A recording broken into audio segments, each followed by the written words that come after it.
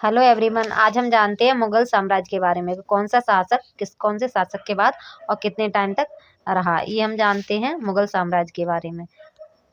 तो हमारे देश में मुगल साम्राज्य कहाँ से कहाँ तक फैला था, हम ऐसे इससे जान सकते हैं कि कौन कौन सा एरिया मुगल साम्राज्य के अंतर्गत आता था। अब देखते हैं आगे। एक मिनट। हाँ,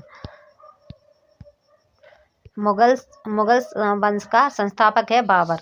मुगल वंश की स्थापना की थी बाबर ने, और ये बाबर था। इसका जन्म 1483 ईस्वी में हुआ था, और इसके पिता का नाम था उमर शेख मिर्जा, जो फरगना का शासक था। एक फरगना था, एक छोटा सा राज्य, उसका शासक था। और बाबर फरगना की गद्दी पर 8 जून 1494 में बैठा था। इसके बाबर के बाद आता है हुमायूं। हुमायूं बाबर का बेटा था। ये 1530 से 1556 ईस्वी तक भारत पर इसने शासन किया। इसके बाद आते अकबर।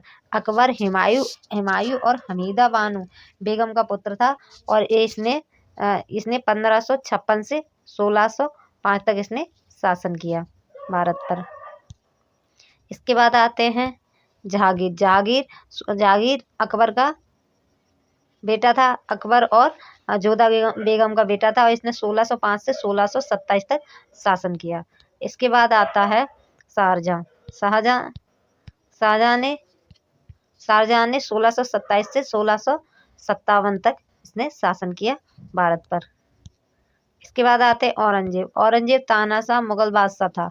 जो औरंगजेब था, इसने शासन किया था 1658 से 1707 ईस्वी तक इसने शासन किया। तो ये हमने लगातार मुगल वंश के शासक देख लिए कि कौन से शासक किसके बाद आया था और इसका क्या टाइम पीरियड था। तो ये हमने जान लिया। आगे के पॉइंट आगे की वीडियो में जानेंगे। Thank you.